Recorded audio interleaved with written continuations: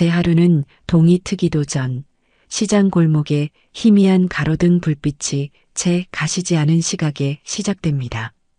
육중한 솥에 물을 받고 밤새 핏물을 뺀 사골과 잡뼈를 안쳐 끓이기 시작하면 그제야 제 하루가 제대로 굴러가는 것 같죠. 뭉근한 불 위에서 뽀얀 국물이 끓어오르는 소리, 주방의 스테인리스 조리대에 도마와 칼이 부딪히는 소리, 이 모든 것이 지난 20여 년간 제 삶을 채워온 익숙한 교양곡입니다. 남들은 허름하고 작은 국밥집이라 할지 몰라도 이곳은 남편 없이 홀로 아들 태호를 번듯하게 키워낸 제 자부심이자 제 인생의 모든 것이 담긴 성체와도 같아요. 투박한 나무 테이블을 행주로 닦고 수저통을 채우고 오늘 담근 겉절이와 잘 익은 깍두기를 소담하게 가릇에 담아내면 어느새 가게 문을 열 시간이죠. 그러면 굶주린 배를 채우러 오는 시장 상인들부터 든든한 아침을 먹고 하루를 시작하려는 직장인들까지 제 국밥 한 그릇에 위로를 얻으려는 손님들로 작은 가게는 금세 활기를 띱니다. 저는 이 정직한 땀방울로 일궈낸 제 삶을 단 한 번도 부끄러워한 적이 없습니다. 그런 제 단단했던 세상에 조금씩 금이 가기 시작한 것은 아들 태호가 환하게 웃으며 며느리 지영이의 손을 잡고 나타났던 그날부터였을 겁니다. 어머니, 지영이가 이제 어머니 힘드실까봐 가게 일 도와드린대요. 그 말을 듣는 순간 저는 세상을 다 얻은 것처럼 기뻤어요. 이제 저 고된 주방 일도 좀 덜겠구나. 살가운 며느리랑 도란도란 이야기 나누며 일하면 얼마나 좋을까. 그런 헛된 기대를 품었었죠. 하지만 지영이가 생각하는 일은 제가 아는 일과는 전혀 다른 것이었어요. 지영이는 가장 정신없는 점심시간이 폭풍처럼 휩쓸고 지나간 뒤 오후 2시가 다 되어서야 가게의 모습을 드러냈습니다. 마치 백화점 쇼핑이라도 나온 사람처럼 머리부터 발끝까지 화사하게 꾸민 채로 말이죠. 가게 문을 열고 들어서는 순간 진한 국밥 냄새를 이기려는 듯 코를 찌르는 향수 냄새가 먼저 저를 맞이했습니다. 어머니, 저 왔어요. 어우, 아직도 손님이 있네요? 냄새는 여전하고. 그것이 보통 지영이의 첫 인사였어요. 와서는 앞치마를 두르기는커녕 손님들 눈에 잘 띄는 홀을 어슬렁거리며 빗물 주전자를 채우는 척 이미 깨끗한 테이블을 마른 행주로 훔치는 척하는 게 전부였죠. 그러고는 이내 구석자리에 자리를 잡고 앉아 최신형 휴대폰만 뚫어져라 들여다보았습니다. 제가 주방에서 산더미처럼 쌓인 설거지거리와 씨름하며 허리가 끊어질 듯 아파와도 지영이는 철저하게 모르는 척했습니다. 지영아, 미안한데 저기 쌓인 그릇들만 좀 안으로 날라다 주겠니? 제가 보다 못해 한마디 건네면 그제야 세상을 다 잃은 표정으로 느릿느릿 일어났습니다. 네. 아이고, 이걸 어느 세월에 다 닦아요? 손에 냄새 배는 거 싫은데. 투덜거림은 덤이었죠. 저는 그런 며느리를 보며 속이 부글부글 끓어올랐지만 꾹 참아냈습니다. 이제 막 한솥밥 먹게 된 새 식구인데 시작부터 모진 시어머니 소리를 듣고 싶지는 않았으니까요. 그렇게 하루 한두 시간 남짓 가게에서 시간을 보내다 가는 지영이에게 저는 아들놈의 성화에 못 이겨 꼬박꼬박 월급까지 챙겨주었습니다. 태호는 지영이가 고생하는데 그 정도는 챙겨줘야지라고 했지만 뭐가 고생이라는 건지 저는 도무지 알 수가 없었죠. 진짜 문제는 한 달 전쯤부터 시작되었어요. 그날도 여느 때처럼 고된 하루를 마치고 낡은 계산기 앞에 앉아 하루 수입을 정산하고 있었습니다. 지폐를 한 장 한 장 세고 동전까지 탈탈 털어 맞추어 보는데 이상하게도 장부의 매출과 현금이 딱 맞아떨어지지 않는 겁니다. 정확히 2만 원이 부족했어요. 내가 오늘 뭘 잘못 계산했나? 어휴, 나이가 드니 정신이 오락가락하는구나. 처음에는 그저 제 기억력을 탓하며 대수롭지 않게 넘겼습니다. 하지만 기이한 일은 다음 날도 그 다음 날도 계속되었습니다.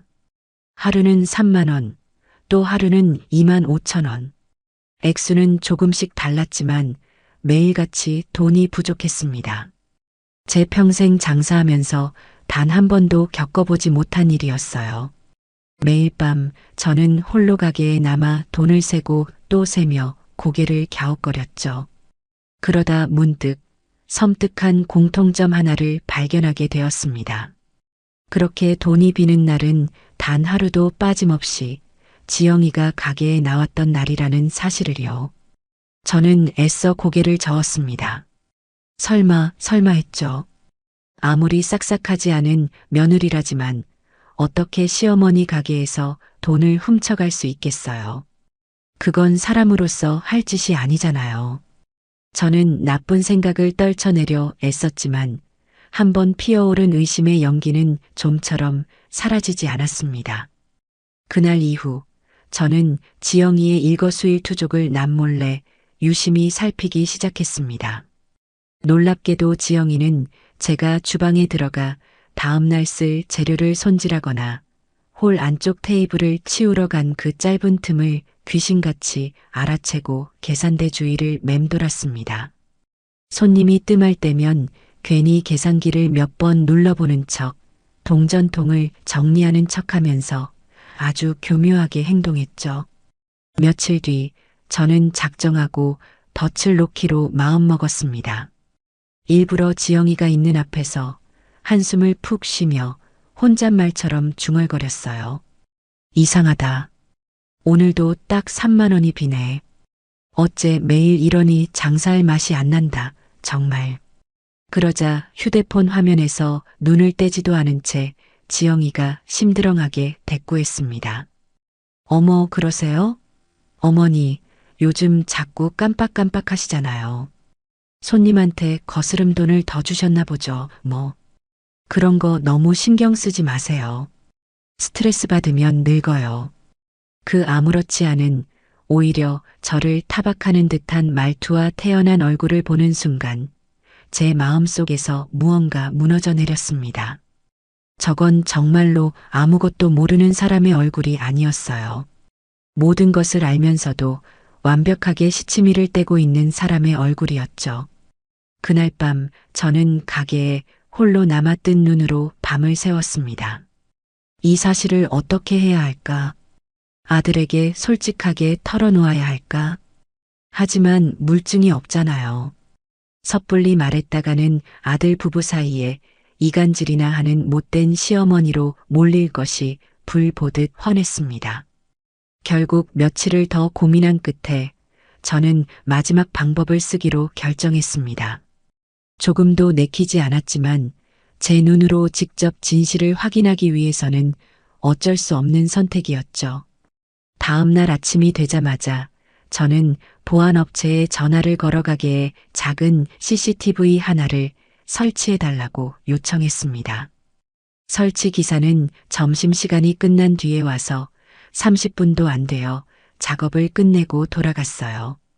저녁 장사까지 모두 마치고 저는 태호에게 전화를 걸었습니다. 아들, 엄마 가게에 CCTV 하나 달았다. 수화기 너머로 아들의 귀찮음이 섞인 목소리가 들려왔어요. CCTV는 또 뭐하러요? 우리 가게에 뭐 훔쳐갈 게 있다고. 돈 아깝게. 요즘 세상이 하도 흉흉해야지. 시장 골목이라 밤 되면 무섭기도 하고 그냥 방범용으로 하나 있는 게 마음이 편할 것 같아서 그랬다. 알아서 하세요. 근데 엄마 그런 거 달 돈 있으면 지영이 용돈이나 좀 더 줘요. 걔가 친구들 만나면 기죽는다고 엄마 가게 월급으로는 예쁜 옷 한 벌 사기도 힘들다고 맨날 하소연해요. 저는 그 말을 듣는 순간 말문이 턱 막혔습니다. 아들은 제 가게의 안전이나 제 걱정은 안중에도 없었어요. 오로지 자기 아내의 투정만이 중요한 아들이었죠. 저는 더 대꾸할 기운도 없어 알겠다고만 하고 전화를 끊었습니다. 텅 빈 가게에 홀로 남아 저는 천장 구석에 까맣게 자리 잡은 CCTV 렌즈를 물끄러미 올려다보았습니다. 저 작은 눈이 앞으로 제 삶을 얼마나 크게 뒤흔들어 놓을지 그때는 감히 짐작조차 할 수 없었죠. 다만 앞으로 아주 길고 힘든 싸움을 시작해야 할지도 모른다는 불길한 예감이 제 심장을 무겁게 짓누를 뿐이었습니다. 부디 제 모든 의심이 그저 늙은이의 기우이기를 저는 간절히, 정말 간절히 바랬습니다. CCTV를 달고 난 다음 날이었어요. 밤새 잠을 설친 탓에 몸은 솜이 물에 젖은 듯 무거웠지만 정신은 오히려 얼음물에 세수한 것처럼 맑아오더군요. 가게 천장 구석에 자리 잡은 작고 검은 렌즈가 꼭 저를 내려다보는 것만 같아 괜히 마음이 불편했죠. 제 손으로 단 물건인데도 꼭 제 삶의 한 구석을 들켜버린 기분이랄까요. 그날은 이상하게 지영이가 평소보다 훨씬 늦게 해가 뉘엿뉘엿 넘어갈 무렵인 3시가 다 되어 가게에 나타났어요. 어제 새로 한 게 분명한 화려한 손톱을 연신 호호 불어가며 들어서는 모습이 도저히 일하러 온 사람의 태도는 아니었죠. 어머니, 저 왔어요. 어우, 날씨는 왜 이렇게 더운지 몰라요. 가게는 에어컨을 틀어도 후덥지근하고 이러니 제가 맨날 피부가 뒤집어지죠. 오자마자 늘어놓는 불평을 한 귀로 흘려들으며 저는 말없이 고개만 까딱했어요.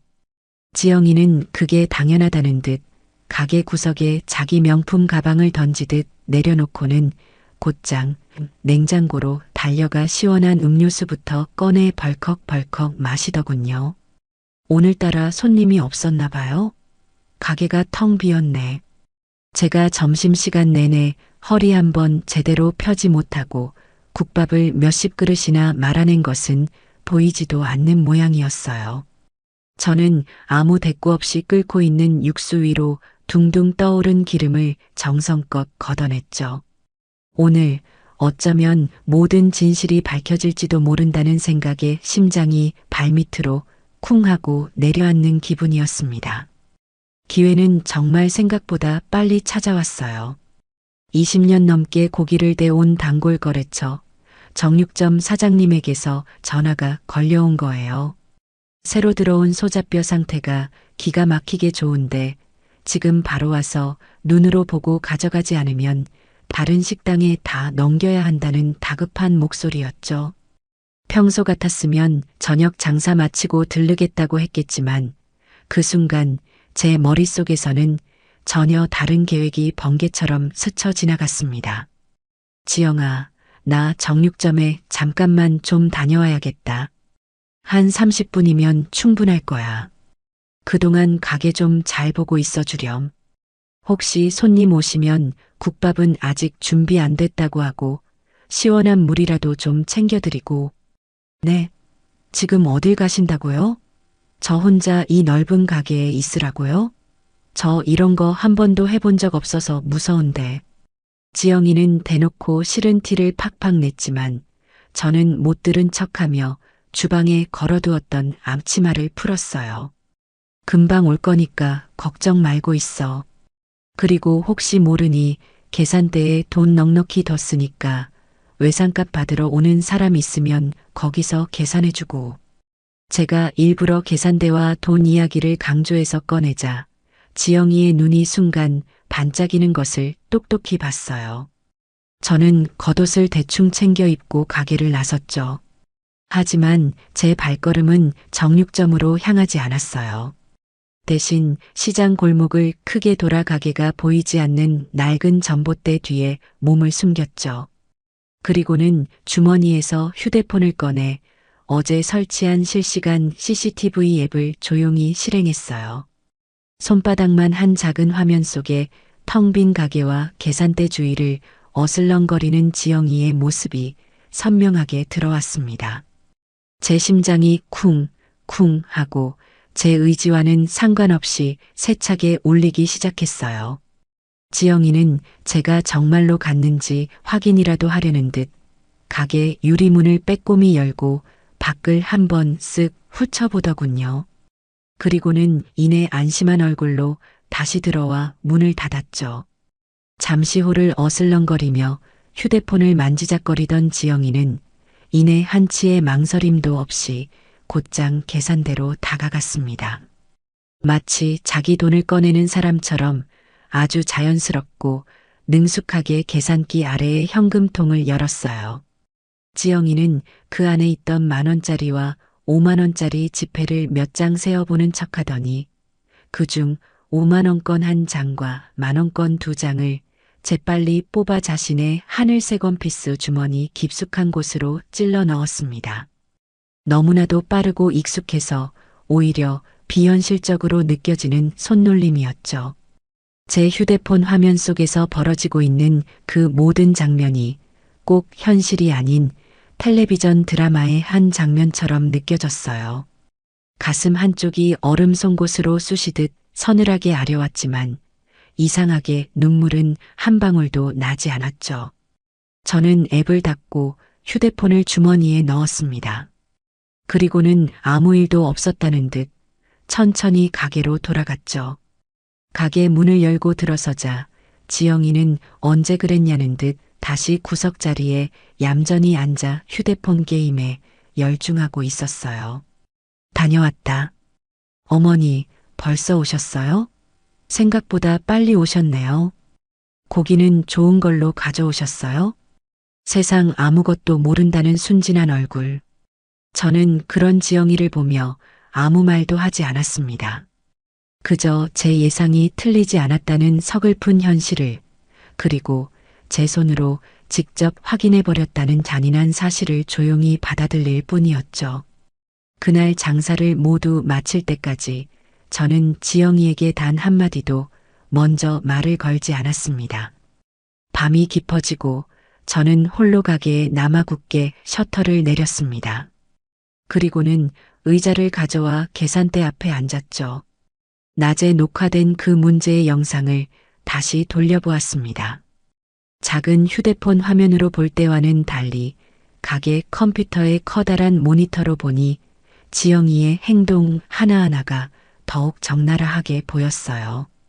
돈을 훔치기 직전 혹시나 누가 볼까 싶어 주방 쪽과 가게 문 쪽을 번갈아 훔쳐보던 그 불안한 눈빛, 가리고 돈을 주머니에 넣고 나서 아무렇지 않은 척 오히려 당당한 표정으로 돌아서던 그 얼굴까지.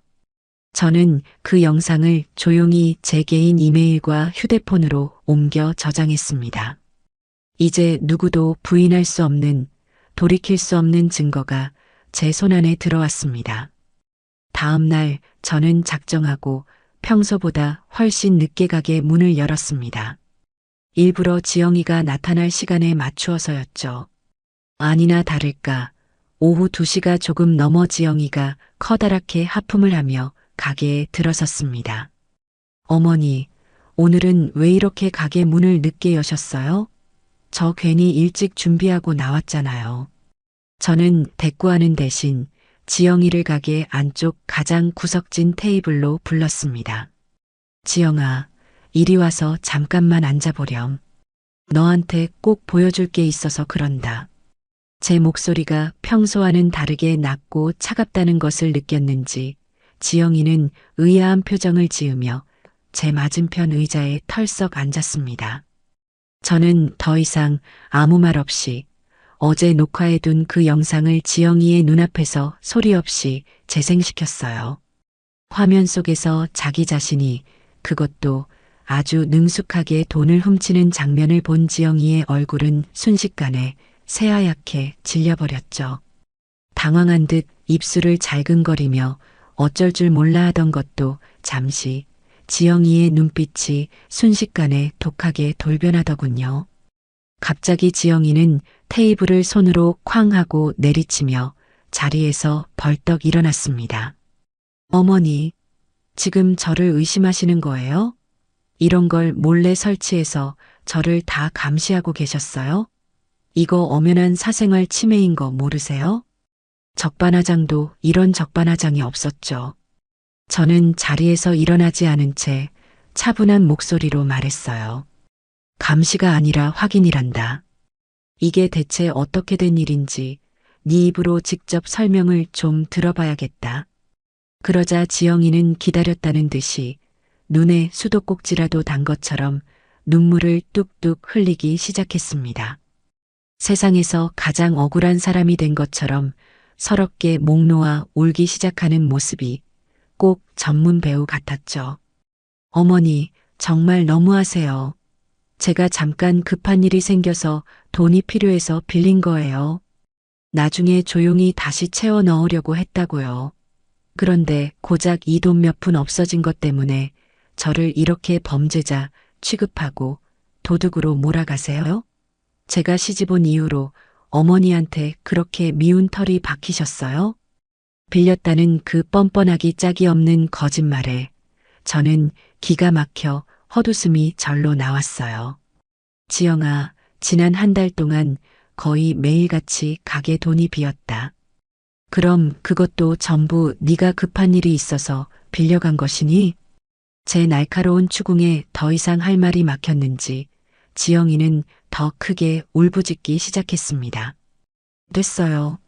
어머니랑은 더 이상 말이 안 통하네요. 저 이렇게 의심받으면서는 이 집 며느리 노릇 더러워서 못 해먹겠어요. 지영이는 그대로 자기 가방을 낚아채듯 챙겨 들고는 가게를 뛰쳐나갔습니다. 저는 그런 며느리의 뒷모습을 붙잡지 않았죠. 잠시 후 제 휴대폰이 마치 발작이라도 하듯 미친 듯이 울리기 시작했습니다. 화면에는 내 아들이라는 이제는 너무나도 낯설게 느껴지는 이름이 떠 있었죠. 저는 길게 심호흡을 한번 하고 조용히 통화 버튼을 눌렀습니다.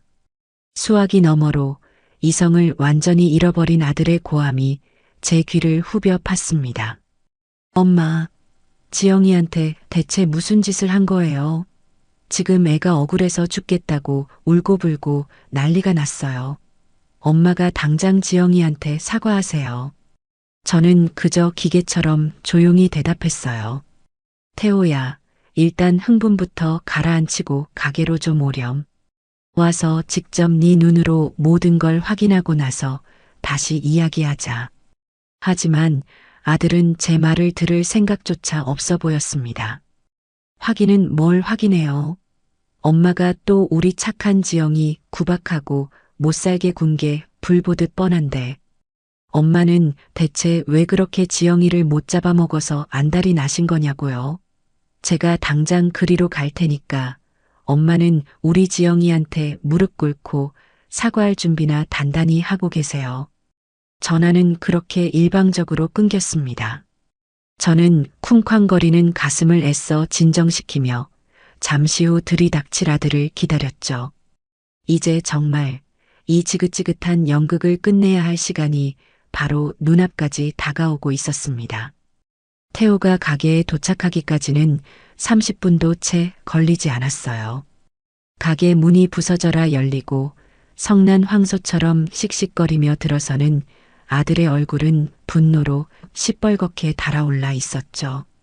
저는 태호가 장가가기 전까지 단 한 번도 저에게 저런 험악한 표정을 보인 적이 없는 아들이라고 기억해요.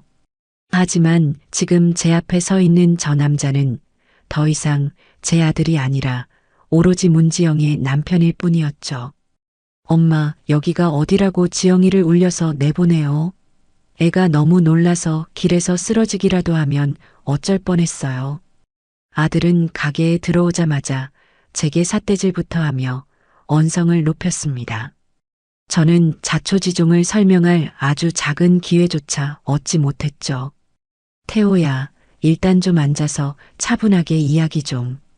앉기는 어딜 앉아요.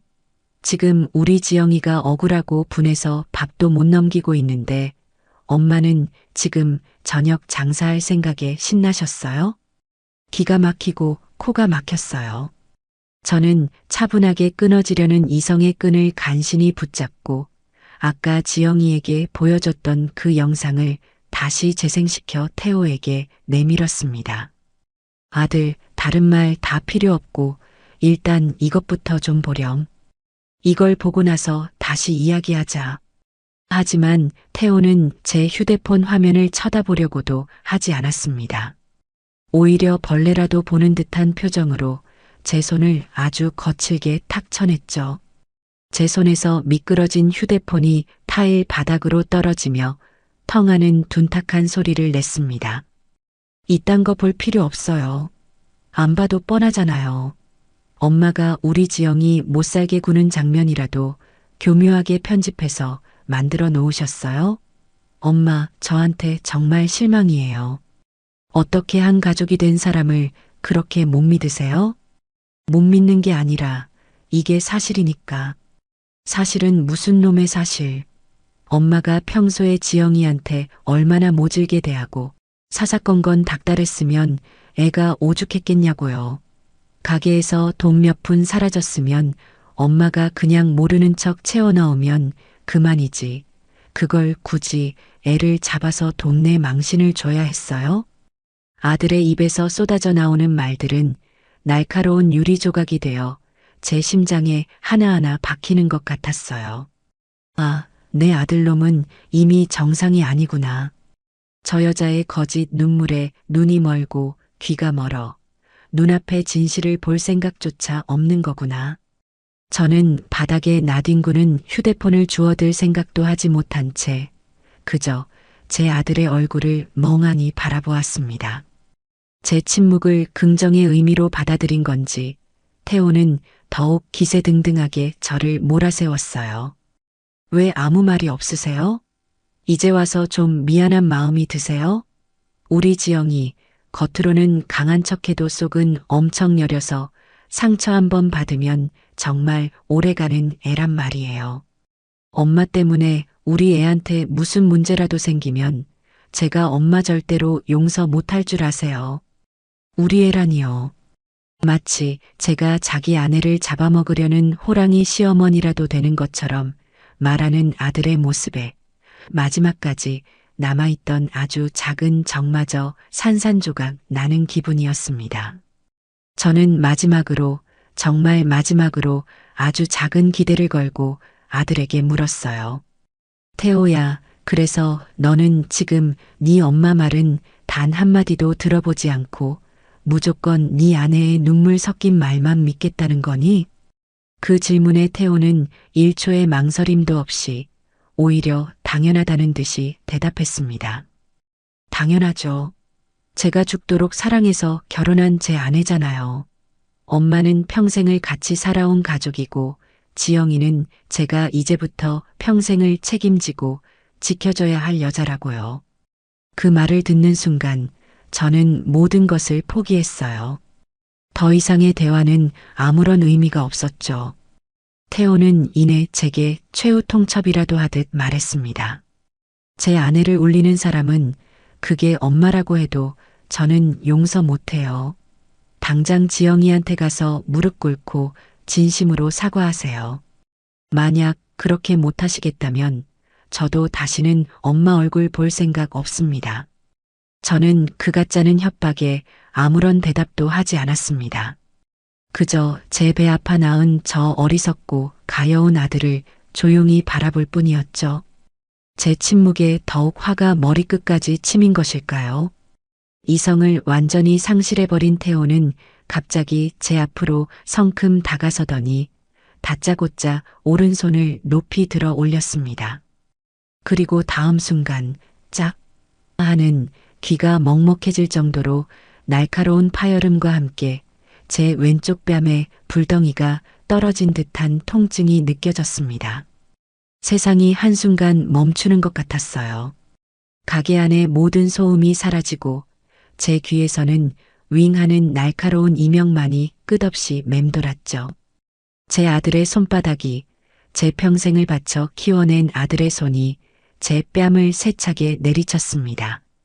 제 평생 먼저 세상을 떠난 제 남편에게도 맞아본 적 없는 뺨을 제 아들의 손에 맞은 겁니다. 충격으로 몸이 심하게 휘청거렸지만 저는 넘어지지 않으려 필사적으로 다리에 힘을 주고 버텼습니다. 고개가 돌아갔던 방향 그대로 저는 한동안 멈춰 서 있었습니다.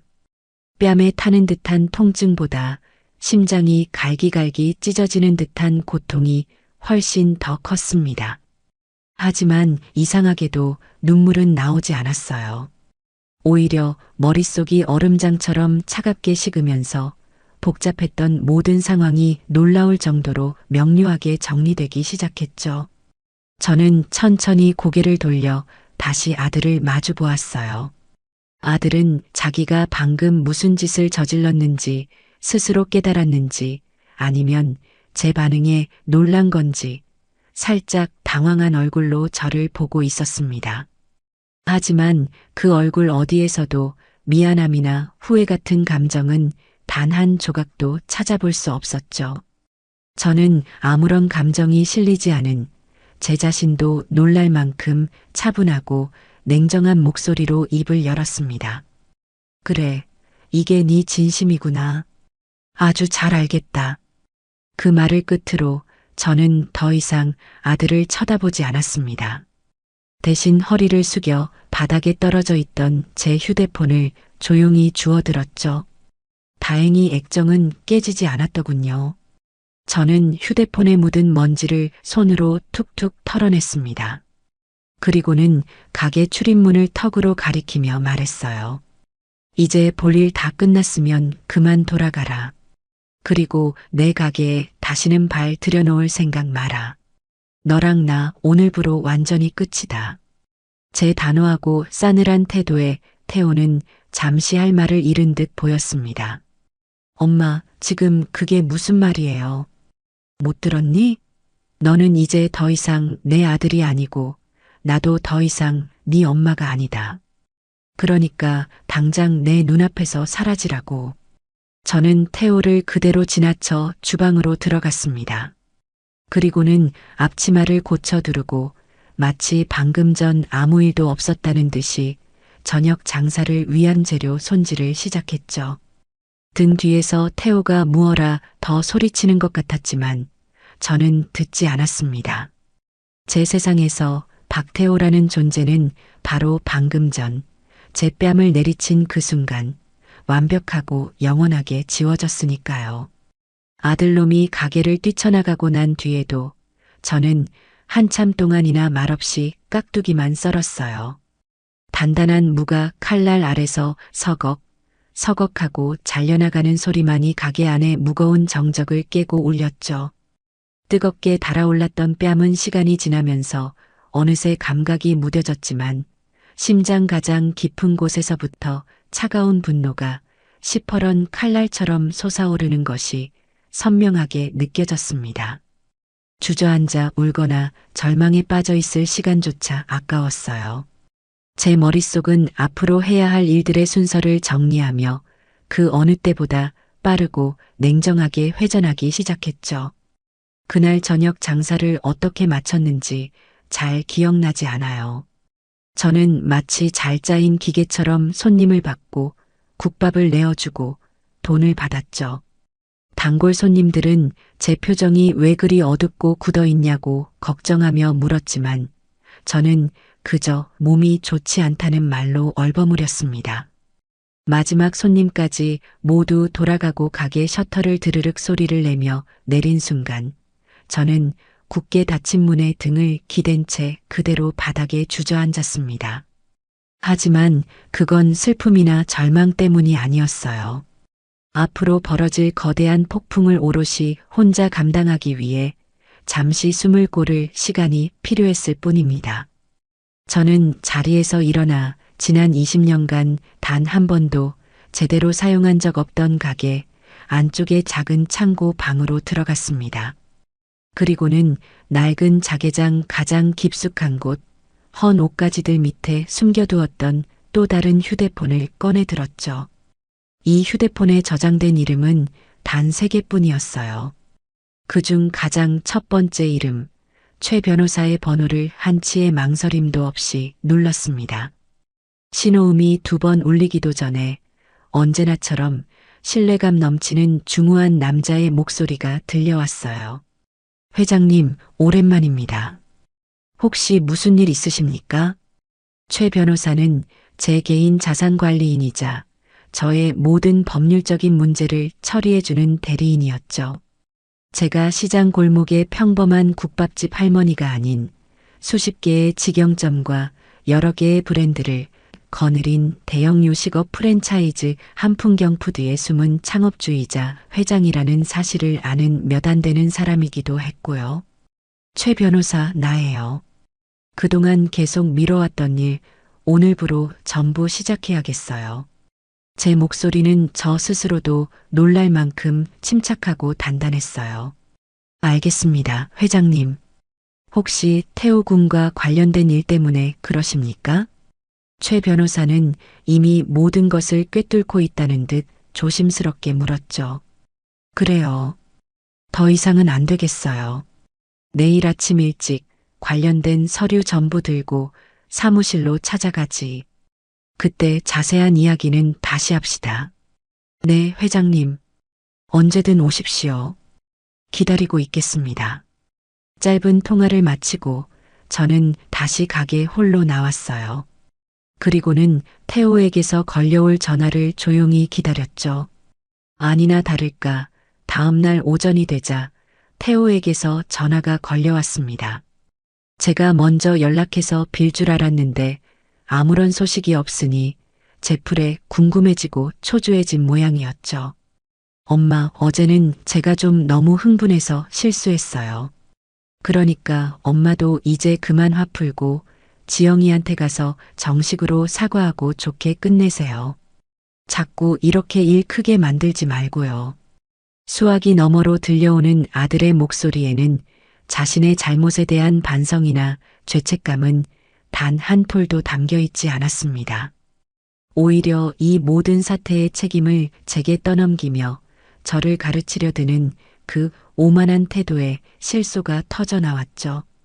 제가 자기 아내에게 사과를 해야 이 모든 일이 해결된다고 굳게 믿고 있는 저 어리석음. 생각 좀 해보겠다. 저는 그 말만 차갑게 남기고 전화를 끊어버렸습니다. 더 이상 저놈의 목소리를 듣고 있을 이유도 가치도 없었으니까요.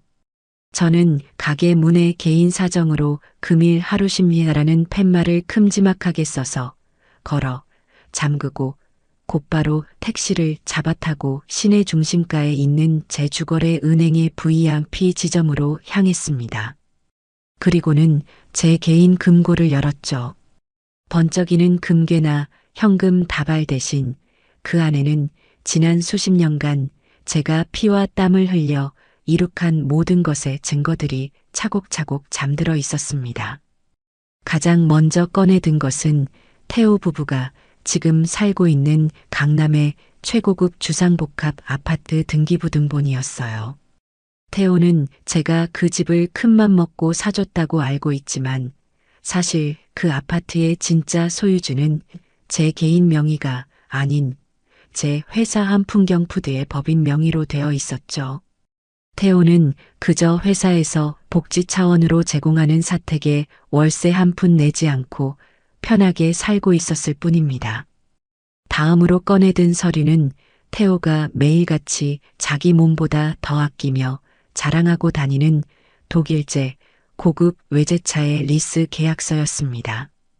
역시나 계약 당사자는 한풍경푸드 법인이었고 매달 나가는 수백만 원의 리스료와 비싼 보험료는 모두 제 회사 법인 카드에서 자동으로 결제되고 있었죠.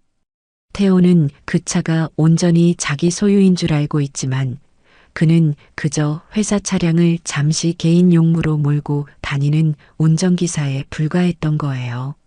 마지막으로 지영이가 백화점 VIP 라운지를 제 집 드나들 듯하며 물 쓰듯 긁어대던 가족 카드 발급 내역서와 지난 1년간의 사용 명세서를 꼼꼼하게 챙겼습니다. 그 카드 역시 제 법인 명의로 발급된 것이었고 모든 법적 책임은 대표이사인 제게 있었죠. 저는 그 자리에서 곧바로 은행의 프라이빗 뱅킹 담당 지점장에게 전화를 걸었습니다. 지점장님, 저예요. 지금 즉시 제 법인카드에 연결되어 있는 가족카드 전부 사용 정지시켜 주세요. 일시 정지 말고 영구 정지로요. 서류 가방을 묵직하게 채운 저는 곧장 최 변호사의 사무실로 향했습니다. 거대한 통유리창 너머로 도시의 화려한 전경이 한눈에 내려다 보이는 펜트하우스 사무실에서 최 변호사는 이미 모든 준비를 마친 채 저를 기다리고 있었죠. 회장님 오셨습니까? 저는 가방에서 서류 뭉치들을 꺼내 그의 넓은 원목 테이블 위에 펼쳐 놓았어요. 그리고 어제 있었던 모든 일을 제 뺨에 희미하게 남은 손자국까지 포함하여 아주 담담하고 객관적으로 설명했죠. 제 이야기를 듣는 내내 굳은 표정을 유지하던 최 변호사는 모든 설명이 끝나자 깊은 한숨을 내쉬며 말했습니다. 결국 회장님께서 가장 우려하시던 일이 현실이 되었군요. 그래서 앞으로 어떻게 진행하기를 원하십니까? 저는 창밖의 높은 빌딩 숲을 바라보며 대답했어요. 가장 먼저 저 아파트에서 두 사람을 당장 끌어내야겠어요. 법적으로 우리가 취할 수 있는 가장 빠르고 확실한 방법으로 진행해 주세요. 오늘 당장 내용 증명부터 보내시죠. 알겠습니다. 퇴거에 불응할 시에는 곧바로 명도 소송으로 전환하여 처리하겠습니다. 그리고 저 차, 리스 계약 당장 해지하고 내일이라도 바로 회수 조치하세요. 계약 파기에 따른 위약금은 우리가 전부 물면 되니까요. 네. 지금 바로 리스사에 연락해서 그렇게 처리하겠습니다. 마지막으로 박태호 과장이 다니는 회사. 거기가 3년 전에 우리가 인수한 IT 자회사 중 하나 맞죠? 최 변호사는 제 말에 조용히 고개를 끄덕였어요. 네, 맞습니다, 회장님. 저는 차가운 목소리로 마지막 지시를 내렸습니다. 그 회사 윤리감사팀에 정식으로 제보하세요. 박태호 과장의 가족 간 금전 문제 및 부적절한 처신으로 인한 기업 이미지 실추 우려에 대한 내용으로요. 발신인은 최 변호사 당신의 법무법인 명의로 하고요. 증거 자료는 내각의 CCTV 영상 파일이면 충분하겠지. 최 변호사는 제 말에 잠시 놀란 듯 했지만 이내 모든 것을 결심한 제 눈빛을 보고는 더 이상 아무것도 묻지 않고 말없이 고개를 끄덕였습니다. 이제 모든 주사위는 던져졌어요. 제 손으로 제 아들을 심판해야 하는 이 기가 막히고 서글픈 상황. 하지만 저는 조금도 후회하지 않아요. 이건 단순한 복수가 아니에요. 썩어 문드러진 부분을 도려내고 잘못된 것을 바로잡는 과정일 뿐입니다. 제국을 힘들게 세우는 것보다 그것을 올바르게 지켜내는 것이 몇 배는 더 어렵다는 말을 저는 지금 이 순간 제 온몸으로 뼈저리게 실감하고 있었습니다. 최 변호사의 사무실에서 나온 제 발걸음은 이상할 정도로 가벼웠어요. 지난 몇 달간 제 가슴을 맷돌처럼 짓누르던 무거운 돌덩이가 한순간에 사라진 기분이었죠. 슬픔이나 분노 같은 격한 감정은 이미 저 멀리 밀어낸 지 오래였고요. 제 머릿속은 오직 앞으로 해야 할 일들을 순서대로 정리하는 얼음장처럼 차가운 이성만이 남아있을 뿐이었죠. 그날 저는 20년 만에 처음으로 가게 문을 열지 않았어요. 대신 곧장 집으로 돌아와 아주 오랜만에 정말로 깊고 편안한 잠을 잤어요. 폭풍의 첫 번째 전조는 바로 다음 날 오후 가장 화려하고 소란스러운 곳에서부터 시작되었어요. 저는 그 시각 최 변호사에게서 걸려온 전화를 받으며 모든 상황을 제 귀로 직접 실시간으로 보고받고 있었죠. 그날 지영이는 어김없이 마음 맞는 친구들과 함께 백화점 명품관을 돌아다니고 있었다고 해요. 제가 쥐어준 법인카드가 이미 정지된 사실은 꿈에도 모른 채 말이에요. 지영이는 친구들 앞에서 자신의 부유함을 과시라도 하듯 매장에 들어서자마자 이번 시즌 신상품으로 나온 수백만 원짜리 가방을 한치의 망설임도 없이 집어들었다고 합니다. 어머, 지영아. 너 저번 주에도 비슷한 가방 사지 않았어? 정말 대단하다. 남편이 돈을 대체 얼마나 잘 버는 거야? 친구의 부러움이 가득 섞인 말에 지영이의 어깨가 하늘 높은 줄 모르고 으쓱 올라갔겠죠. 이건 우리 어머님이 사주시는 거야. 내가 가게 일 조금 도와주는 게 그렇게 기특하시다나 뭐라나. 솔직히 귀찮아 죽겠는데 자꾸 이렇게 비싼 걸 사주시니까 어쩔 수 없이 가끔 나가주는 거지 뭐. 제 흉을 보면서 자기 자신을 포장하는 그 뻔뻔함. 지영이는 의기양양한 표정으로 가방을 들고 계산대로 향했고 지갑에서 아주 익숙하게 제 카드를 꺼내 점원에게 건넸다고 해요. 일시불로 해주세요. 하지만 잠시 후 점원의 표정이 미묘하게 굳어지기 시작했죠. 고객님, 정말 죄송하지만 카드 한도 초과라고 나오는데요. 지영이는 어이가 없다는 듯 코웃음을 치며 대꾸했다고 하죠. 한도 초과요? 그게 무슨 말도 안 되는 소리예요. 이 카드는 한도 같은 거 없는 카드예요. 기계가 잘못됐나 본데 다시 한번 제대로 긁어봐요. 점원은 몇 번이고 다시 카드를 단말기에 긁었지만 결과는 마찬가지였어요.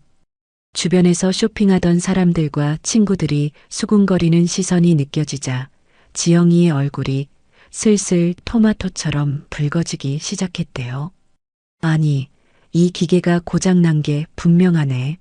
답답하게 카드사에 직접 전화해서 확인 좀 해봐요.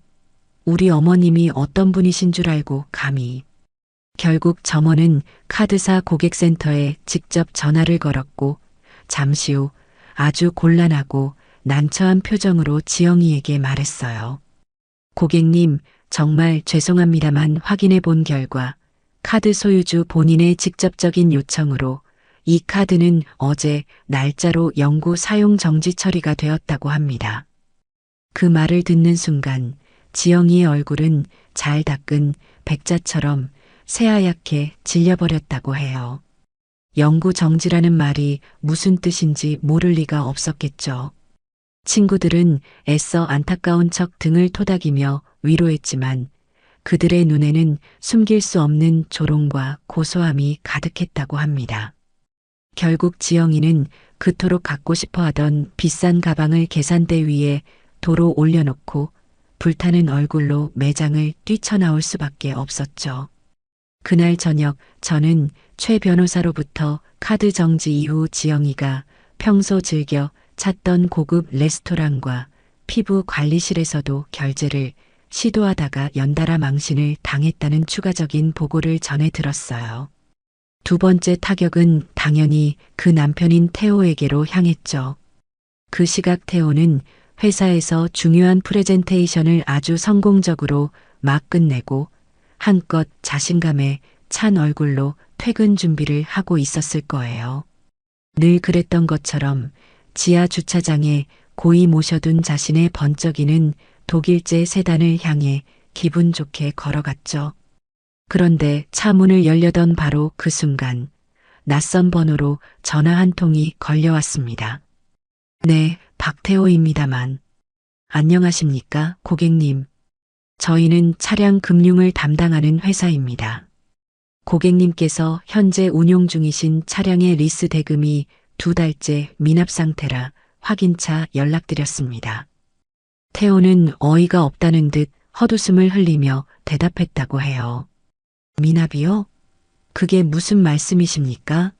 제 리스료는 매달 지정된 날짜에 자동으로 이체되고 있는데요. 그쪽 전산에 무슨 오류가 있나 본데 다시 제대로 확인하고 연락주세요. 하지만 수화기 너머에서는 감정이 섞이지 않은 단호한 목소리가 흘러나왔죠. 고객님, 저희 쪽 전산에는 아무런 문제가 없습니다. 리스 계약의 주체인 귀사의 모기업 측에서 지난달부터 리스료 지급을 공식적으로 중단한 것으로 확인됩니다. 계약서에 명시된 대로 이번 주 금요일까지 미납된 금액이 해결되지 않을 시 저희는 즉시 차량 회수 절차에 들어갈 예정입니다. 모기업이라는 단어를 듣는 순간 태호의 머릿속이 복잡하게 꼬여 들어가기 시작했겠죠. 그 차는 제가 사준 것이 아니라 제가 소유한 회사의 법인 명의로 리스해주고 있던 것이었으니까요. 태호는 당황해서 언성을 높이며 따져 물었지만 금융사 직원은 기계처럼 같은 말만 반복할 뿐이었어요. 결국 태호는 그날 자신의 분신처럼 아끼던 차를 주차장에 그대로 세워두고 평생 타본 적 없는 찝찝한 기분으로 만원 버스에 몸을 싣고 퇴근해야만 했죠. 그가 그토록 자랑스러워하던 에마가 사실은 자기 것이 아니었다는 사실을 어렴풋이 그리고 아주 불길하게 깨닫기 시작하면서요. 그날 밤 태호 부부의 집은 그야말로 얼음장 같은 전쟁터였을 겁니다.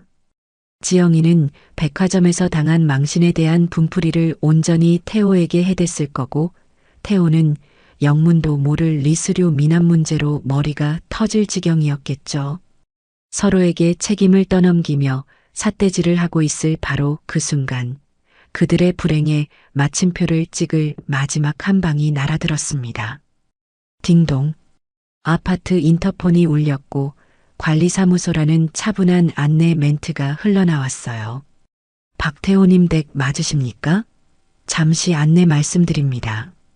다음 달부터는 월세 및 관리비 납부 계좌가 변경될 예정이니 착오 없으시길 바랍니다.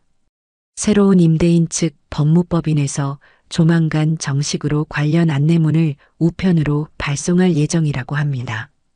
월세 그리고 임대인이라는 단어를 듣는 순간 두 사람은 잠시 말을 잃고 서로의 얼굴만 쳐다보았을 겁니다. 그들은 자기들이 사는 이 최고급 주상복합 아파트가 당연히 제 명의로 된 자가인 줄로만 철석같이 믿고 있었을 테니까요. 하지만 현실은 전혀 달랐죠. 그 집은 월세였고 그 비싼 월세를 지난 몇 년간 군소리 없이 꼬박꼬박 내주고 있던 진짜 집주인은 바로 저였던 거예요. 이제 그 임대차 계약마저 곧 끝날 것이라는 냉정한 통보였어요. 지영이는 아마 그 자리에서 그대로 주저앉아 절규했을 겁니다. 태호는 망연자실한 얼굴로 넓은 거실을 의미 없이 서성였겠죠. 카드, 자동차, 그리고 집까지. 자신들이 당연하게 누리던 모든 것들이 사실은 모래 위에 지은 성처럼 허망하고 위태로운 것이었다는 사실을, 그리고 그 모든 것의 손잡이를 제가 단단히 쥐고 있었다는 사실을 그제야 뼈저리게 아주 고통스럽게 깨닫기 시작했을 거예요. 하지만 그건 아직 시작에 불과했죠. 돈줄을 끊는 것은 제가 그들을 위해 준비한 아주 차가운 전체 요리일 뿐이었으니까요.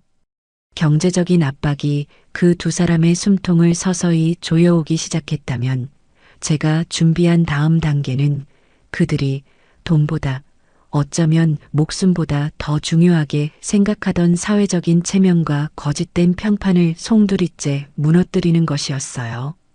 저는 그들이 스스로 정성껏 쌓아 올린 그 허영의 성을 다른 누구도 아닌 바로 그들 자신의 손으로 처참하게 무너뜨리게 만들고 싶었죠. 이 모든 계획 역시 최 변호사의 유능하기 짝이 없는 팀을 통해 한치의 오차도 없이 아주 은밀하고 신속하게 진행되었어요. 첫 번째 목표는 당연히 며느리 지영이었죠. 지영이는 하루의 절반 이상을 휴대폰에 콜을 받고 온라인 커뮤니티와 SNS에 매달려 사는 사람이었어요. 특히나 아이를 둔 그 지역의 엄마들이 모여 온갖 정보를 공유하는 맘카페에서는 나름대로 상당한 영향력을 가진 유명 인사로 통한다고 들었어요. 시도 때도 없이 고가의 유모차와 명품 아기 옷들을 자랑하고 남편과 시어머니의 재력을 은근히 과시하며 다른 회원들의 부러움과 질투를 사는 것이 그녀 인생의 유일한 낙이었으니까요. 바로 그곳이 지영이를 심판할 가장 완벽하고 효과적인 무대였습니다. 어느 날 저녁 수만 명의 회원이 활동하는 그 맘카페의 자유 게시판에 익명의 글 하나가 조용히 하지만 아주 의미심장하게 올라왔습니다. 제목 정말 기가 막히고 화가 나서 말이 안 나오네요. 저희 가게에서 실제로 일어난 일입니다. 글은 자신을 시장에서 작은 가게를 힘들게 운영하는 자영업자라고 소개하는 사람의 시점에서 아주 담담하게 시작되었어요. 내용은 감정적인 호소 없이 오히려 너무나도 구체적이고 상세해서 더 소름이 돋을 정도였죠. 최근 가게 일을 돕겠다고 들어온 며느리가 야금야금 가게 돈에 손을 대기 시작했다. 너무 속상했지만 물증이 없어 소가리만 하다가 결국 작은 CCTV를 달았고 아니나 다를까 며느리가 돈을 훔치는 장면을 똑똑히 잡았다. 며느리에게 조용히 영상을 보여주며 타이르자 오히려 자신을 파렴치한 도둑으로 모함한다며 눈물로 호소했고 그 거짓 눈물을 그대로 믿은 아들이 가게로 달려와 자기 늙은 어머니에게 차마 입에 담을 수 없는 막말과 함께 손찌검까지 했다는 내용이었어요. 그리고 글의 마지막에는 결정적인 증거 사진 한 장이 첨부되어 있었죠. 바로 제 가게 CCTV 화면을 캡처한 사진이었어요. 물론 지영이의 얼굴은 누구인지 전혀 알아볼 수 없도록 두꺼운 모자이크 처리가 되어 있었죠. 하지만 저는 최 변호사에게 아주 중요한 지시를 하나 내렸었어요. 지영이가 그날 들고 있던 국내에 몇 개 들어오지도 않은 한정판 명품 가방과 그녀가 평소 SNS에 시계처럼 자랑하던 독특한 디자인의 고가 팔찌만큼은 절대로 모자이크 처리하지 말라고요. 그 글은 게시판에 올라온 지 1시간도 되지 않아 수백 개의 댓글이 달리며 폭발적인 반응을 불러일으켰습니다. 세상에 아들이 늙은 어머니를 때리다니. 정말 인간도 아니다. 며느리가 완전 싸가지네. 저런 며느리는 당장 머리끄덩이 잡아서 내쫓아야지. 처음에는 익명의 사건에 함께 분노하던 댓글들이 어느 순간부터 전혀 다른 방향으로 흐르기 시작했어요.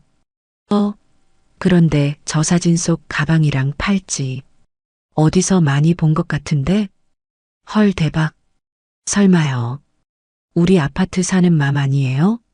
지난번에 백화점 가서 저 가방이랑 똑같은 거 샀다고 게시판에 사진까지 올리면서 자랑했었는데 사진 속 여자 옷차림도 어제 어떤 맘이 자기 SNS에 올린 옷이랑 완전 똑같아요.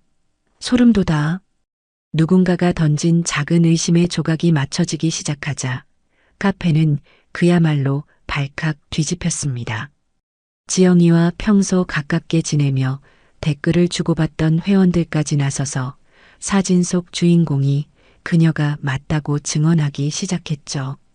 지영이가 과거에 올렸던 온갖 자랑 글들이 하나둘씩 성지순례라는 이름으로 재소환되었고 그녀가 했던 모든 말들이 거짓과 허영으로 덕지덕지 포장된 것이었음이 만천하에 드러났어요. 그녀를 동경하고 부러워하던 시선은 순식간에 경멸과 조롱으로 바뀌었습니다. 지영이는 뒤늦게 글을 보고 자신의 모든 SNS 계정을 비공개로 전환했지만 이미 엎질러진 물이었죠. 그녀는 자신이 여왕처럼 군림하던 그 온라인 세상 속에서 하루아침에 시어머니 가게 돈이나 훔치고 남편 시켜서 사람까지 치게 만드는 파렴치한 여자로 낙인 찍히고 말았습니다. 다음 차례는 당연히 제 아들 태호였죠.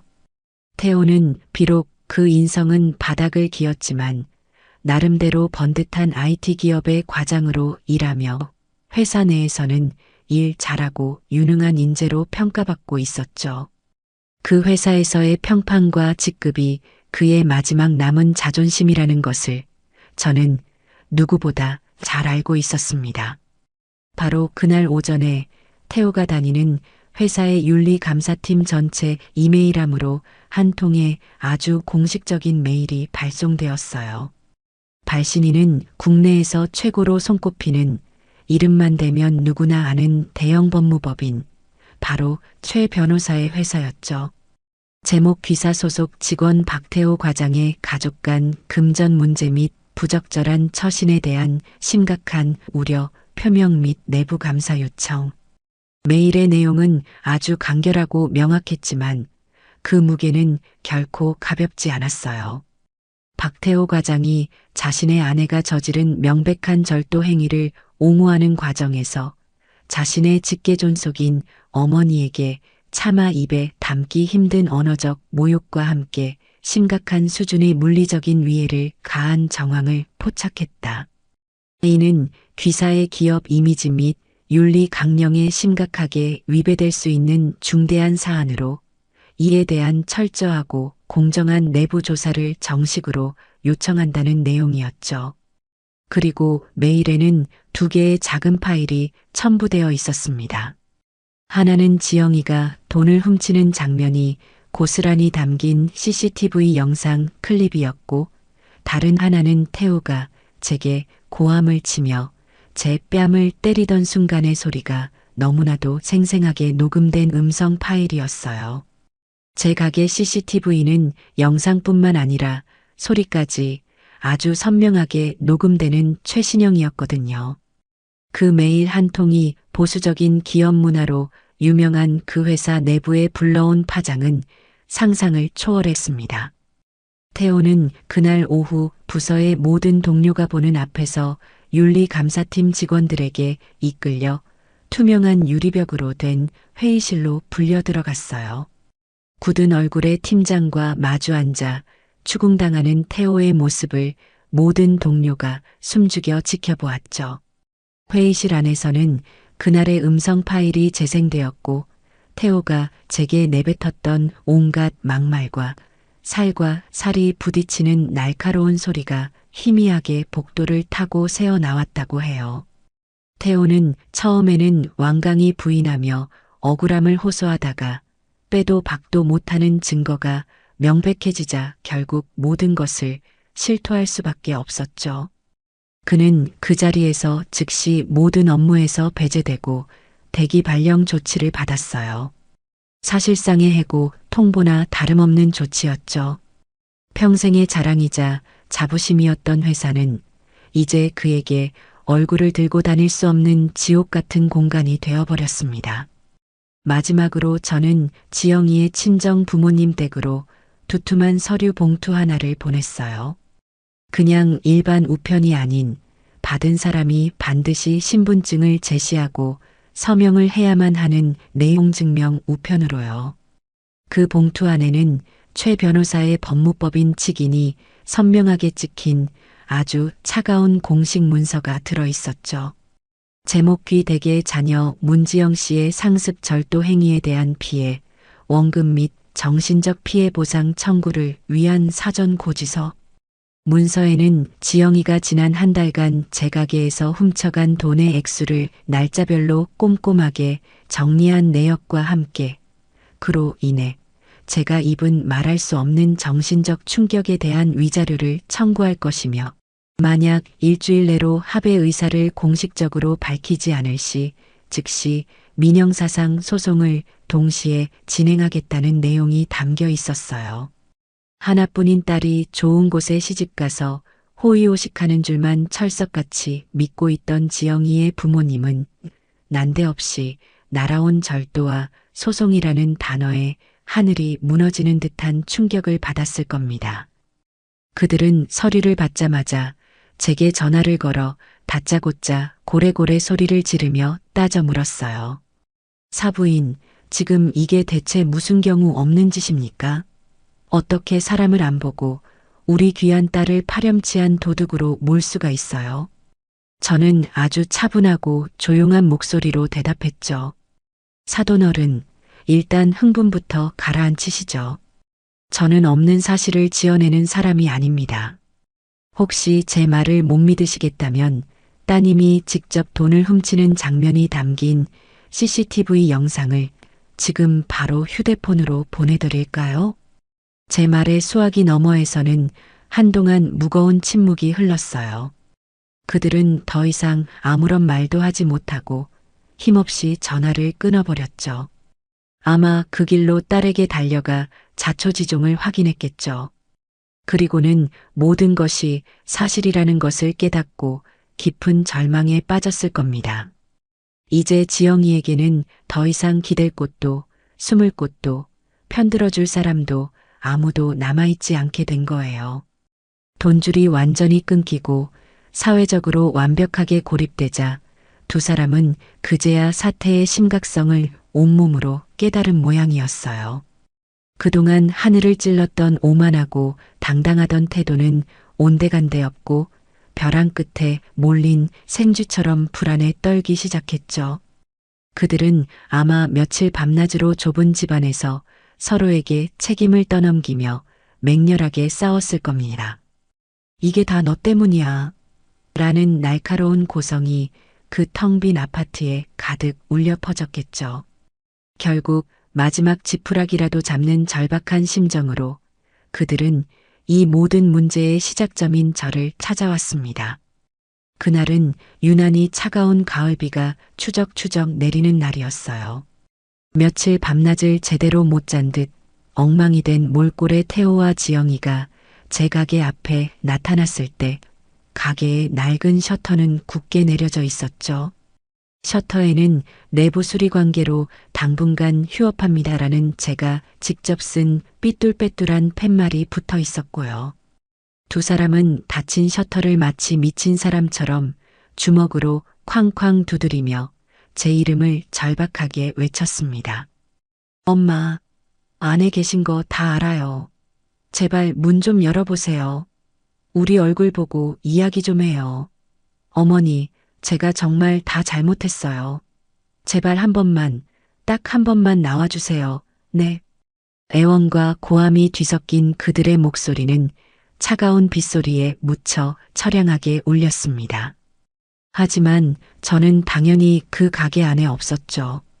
저는 그 시각 가게 바로 건너편에 있는 제 소유의 5층짜리 빌딩, 가장 높은 층에 따뜻하고 아늑한 사무실 통유리창 안에서 비에 흠뻑 젖어 덜덜 떨고 있는 그 두 사람의 가여운 모습을 조용히 내려다보고 있었습니다.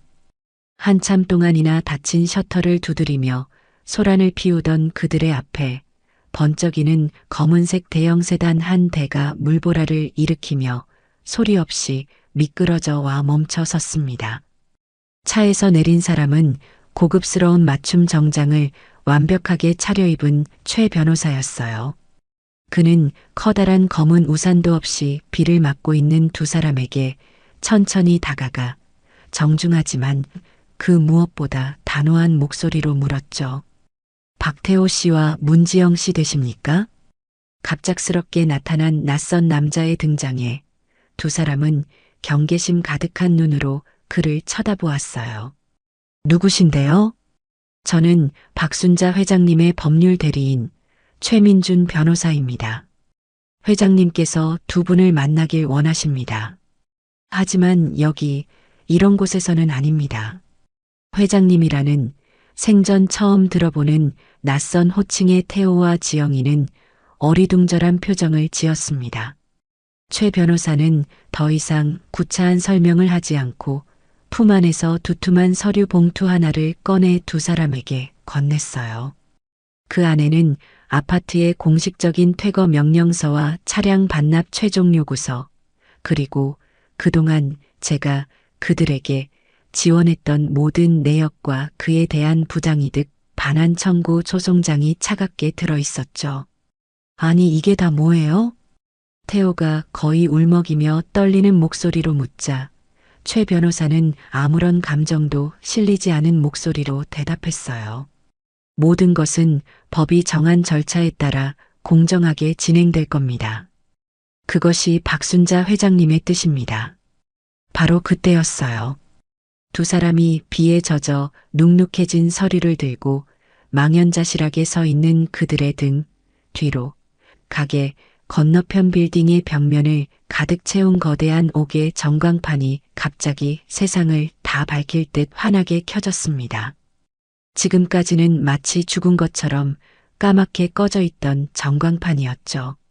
웅장하고 가슴을 울리는 배경음악과 함께 고급스럽고 정갈하기 짝이 없는 한식의 이미지가 화면을 가득 채우기 시작했습니다.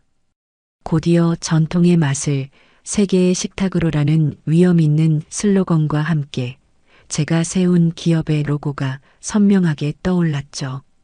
국내 최대 규모의 한식 전문 기업, 바로 태호가 다니던 회사의 모회사이기도 한 바로 그 대기업의 새로운 비전을 알리는 광고 영상이었습니다.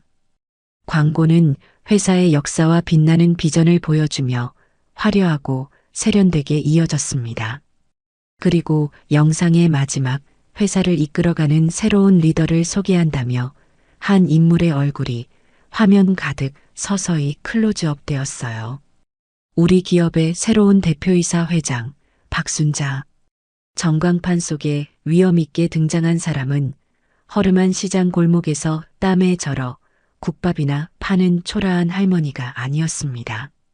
한 올의 흐트러짐도 없이 단정하게 올린 머리, 값비싼 보석으로 장식된 우아하고 기품 있는 정장 차림, 가리고 수십 명의 임직원들을 아우르는 부드러우면서도 강인한 카리스마를 온몸으로 내뿜는 한 거대 기업의 총수.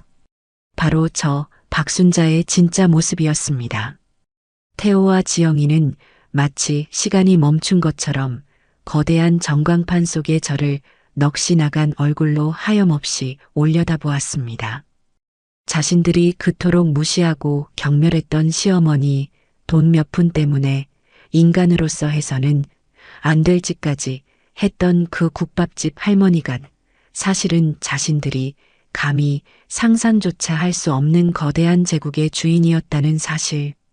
그 잔인하고도 명백한 진실이 차가운 빗줄기와 함께 두 사람의 얼굴 위로 사정없이 쏟아져 내리고 있었죠. 저는 제 사무실 통유리창 너머로 현란한 전광판 불빛 아래에서 완전히 무너져 내린 채 서로를 부둥켜 안고 오열하는 두 사람의 작은 뒷모습을 아무런 감정 없이 그저 말없이 내려다보았어요. 이제 모든 가면은 벗겨졌고 길고 길었던 지겨운 연극은 완전히 막을 내렸죠. 이제부터는 오직 냉혹하고 혹독한 현실만이 그들을 기다리고 있을 겁니다. 차가운 가을비는 멈출 줄을 몰랐어요. 거대한 전광판 불빛 아래에서 태호와 지영이는 흠뻑 젖은 생쥐꼴로 한참이나 서 있더군요. 모든 것을 잃어버린 사람들의 텅 빈 뒷모습이었죠. 한참을 그렇게 서로를 부둥켜 안고 울던 그들은 이내 모든 분노와 원망을 서로에게 쏟아내기 시작했어요. 다 너 때문이야. 너만 아니었으면, 네가 가게 돈만 훔치지 않았어도 이런 일은 없었어. 태호가 먼저 지영이의 어깨를 거칠게 밀치며 소리쳤어요. 그러자 지영이도 지지 않고 악을 쓰며 대꾸했죠. 뭐, 나 때문이라고? 웃기지 마. 돈 몇 푼 훔친 게 그렇게 큰 죄야? 네가 우리 어머니 뺨만 때리지 않았어도 이 지경까지는 안 왔어. 이 모든 건 다 네가 네 엄마를 때렸기 때문이라고. 이 멍청한 놈아. 뭐, 이 여자가 지금 미쳤나? 네가 먼저 나한테 거짓말하고 울고불고 매달렸잖아. 엄마가 너 괴롭힌다고, 억울하다고. 그래서 내가 네 편 들어준 거 아니야. 편? 이게 편 들어준 결과야? 아주 홀랑 다 망해먹었잖아. 우리 인생을 네 손으로 다 박살내놓고 이제 와서 내 탓을 해? 빗속에서 벌어지는 그들의 추악한 싸움을 저는 더 이상 지켜보지 않았어요. 볼 가치도 없었죠. 저는 최 변호사에게 눈짓으로 모든 것을 맡긴 채 조용히 제 사무실을 빠져나왔습니다. 그들이 어떻게 되든 이제 저와는 아무런 상관이 없는 일이었으니까요. 최 변호사는 두 사람의 볼썽사나운 다툼을 잠시 지켜보다가 이내 낮은 목소리로 그들의 싸움을 중단시켰다고 해요. 두 분, 이런다고 해서 달라지는 것은 아무것도 없습니다. 일단 오늘 보내드린 서류 내용부터 꼼꼼히 확인하시고 앞으로 어떻게 하실지 각자 결정하셔야 할 겁니다. 그리고는 두 사람에게 자신의 명함을 한 장씩 건넸죠. 혹시라도 박순자 회장님께 용서를 구하고 싶으시다면 이제부터는 저를 통해서만 연락이 가능합니다. 회장님께 직접 연락하거나 다시 가게를 찾아오는 일은 없길 바랍니다. 그런 행동은 상황을 더욱 악화시킬 뿐이니까요. 그 말을 끝으로 최 변호사는 더 이상 그들을 상대하지 않고 차에 올라타 유유히 사라졌다고 합니다.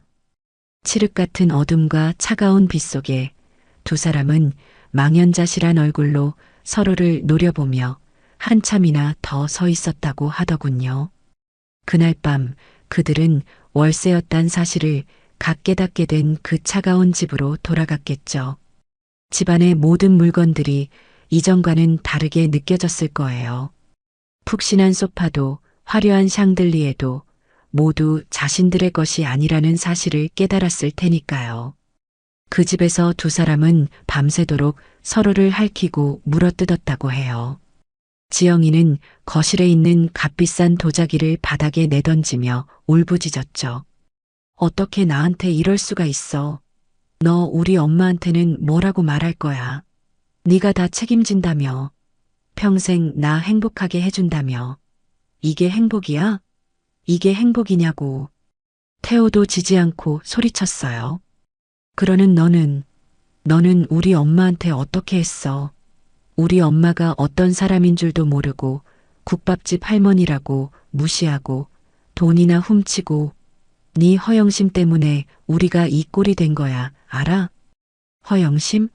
그래, 나 허영심 많아. 근데 너는 아니었어? 너도 내 덕에 좋은 차 타고 좋은 집 살면서 어깨 펴고 다녔잖아. 이제 와서 왜 나한테만 그래? 그들의 사랑은 돈이라는 모래 위에 지은 성이었어요. 돈이라는 기반이 사라지자 성은 너무나도 쉽게 무너져 내렸죠. 바로 그때 지영이의 휴대폰이 미친 듯이 울리기 시작했어요. 발신인은 엄마였죠. 지영이의 친정 부모님이 제가 보낸 내용 증명을 드디어 확인한 모양이었습니다. 지영이는 떨리는 손으로 전화를 받았고 수화기 너머로 그녀의 어머니가 내지르는 날카로운 비명이 들려왔어요. 문지영, 너 이게 대체 어떻게 된 일이니? 사부인, 아니 그 박 회장이라는 분 법무법인에서 이상한 우편물이 왔어. 네가 가게 돈을 훔쳤다고? 그래서 소송을 하겠다고? 이게 다 사실이야? 너 정말 도둑질한 거니? 엄마, 그게 아니라 그건 오해야. 오해는 무슨 놈의 오해? 그리고 박서방은 또 뭐야? 장모님, 장인어른 싹싹하게 굴 때는 언제고 이제 보니까 완전히 빈털털이었잖아. 너 지금 당장 그놈이랑 같이 우리 집으로 와. 아니, 오지 마. 너 같은 도둑딸 둔 적 없으니까.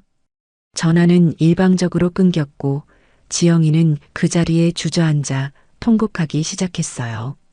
태호는 그런 지영이를 싸늘한 눈으로 쳐다볼 뿐 위로의 말 한마디 건네지 않았죠.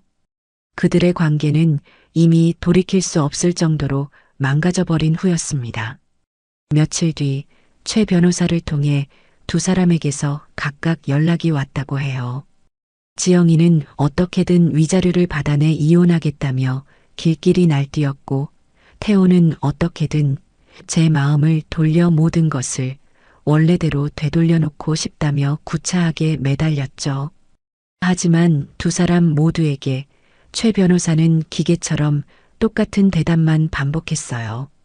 모든 것은 회장님의 뜻대로 법적인 절차에 따라서만 진행될 겁니다. 더 이상의 사적인 감정 호소는 받지 않습니다. 아파트 퇴거 날짜는 빠르게 다가왔고 차량 리스 회사는 매일같이 차를 반납하라는 독촉 전화를 해왔어요. 태호는 결국 대기 발령 상태에서 버티지 못하고 회사에 사직서를 제출했죠. 지영이는 맘카페에서 완전히 제명당했고 그녀와 어울리던 모든 친구들은 그녀의 연락처를 차단해버렸습니다. 그들이 누리던 세상은 그렇게 한 조각 한 조각 완벽하게 부서져 내리고 있었어요. 결국 두 사람은 이혼 서류에 도장을 찍었어요. 제가 그들에게 주었던 모든 것들이 사라지자 그들이 함께 있어야 할 이유도 함께 사라져버린 거죠. 이혼 조정 기일은 아주 짧고 간단하게 끝났다고 해요. 최 변호사의 사무실에 마주 앉은 두 사람은 더 이상 서로를 쳐다보지도 않았다고 합니다. 두 분 재산 분할에 대해 합의하셨습니까? 최 변호사의 사무적인 질문에 지영이가 먼저 날카롭게 쏘아붙였어요. 합의는 무슨 합의요? 이 남자는 가진 게 아무것도 없는 빈털털이에요. 저 아파트, 저 차 전부 다 저 남자 것이 아니었다고요. 제가 이 결혼 생활 동안 입은 정신적인 피해에 대한 위자료나 두둑하게 챙겨줘야 하는 거 아니에요? 그러자 태호가 기가 막힌다는 듯 헛웃음을 치며 대꾸했죠. 위자료? 정신적 피해? 야, 문지영. 너 정말 양심이라는 게 없구나. 이 모든 사태를 누가 만들었는데? 네가 우리 엄마 돈만 훔치지 않았어도, 아니, 네가 나한테 와서 거짓 눈물만 흘리지 않았어도 우린 이렇게 안 됐어. 위자료를 받아야 할 사람은 바로 나야. 뭐? 거짓 눈물? 너는 그게 거짓말인 줄도 모르고 좋다고 속아 넘어간 등신이잖아. 누가 누굴 탓해? 두 사람의 유치한 싸움은 최 변호사의 한마디에 의해 중단되었어요. 두 분 모두에게는 어떠한 재산 분할도 위자료 청구권도 인정되지 않을 겁니다. 최 변호사는 미리 준비해둔 서류들을 테이블 위에 펼쳐놓았죠. 문지영 씨, 박태호 씨와 혼인 기간 중에 사용하신 카드 내역입니다. 전부 박순자 회장님의 법인 카드로 생활비라고 보기 어려운 사치품 구매 내역이 대부분이군요. 이는 부당이득에 해당하며 회장님께서 반환을 요구하실 경우 모두 갚아야 할 빚입니다. 그리고 박태호 씨, 이 아파트와 차량은 회장님께서 호의로 제공하신 것이지 증여하신 것이 아닙니다. 따라서 분할할 재산 자체가 존재하지 않습니다. 냉정한 현실 앞에서 두 사람은 아무런 말도 하지 못했어요. 결국 그들은 재산 분할 한 푼 없이 서로에게 어떠한 책임도 묻지 않는 조건으로 이혼 서류에 도장을 찍었죠. 법원을 나오는 두 사람은 완전히 남남이 되어 뒤도 한번 돌아보지 않고 각자의 길로 걸어갔다고 합니다. 그들이 그렇게 서로를 물어뜯으며 추락하는 동안 저는 새로운 시작을 준비하고 있었어요. 저는 제 모든 것이 시작되었던 그 작은 국밥집을 완전히 허물고 그 자리에 새로운 건물을 올리기 시작했죠. 하지만 그곳은 더 이상 국밥을 파는 가게가 아니었어요. 회장님, 정말로 이 모든 걸 아무런 대가 없이 진행하실 겁니까? 최소한의 가맹비나 교육비는 받아야 저희도 유지가 가능합니다. 새로운 프로젝트의 총괄 책임자가 된 김 이사가 걱정스럽게 물었어요. 저는 웃으며 대답했죠.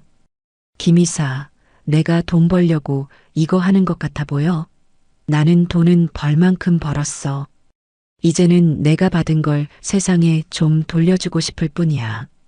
저는 제 국밥집을 저처럼 아무것도 가진 것 없이 맨주먹으로 시작해야 하는 여성 가장들을 위한 창업교육센터로 만들기로 결심했어요.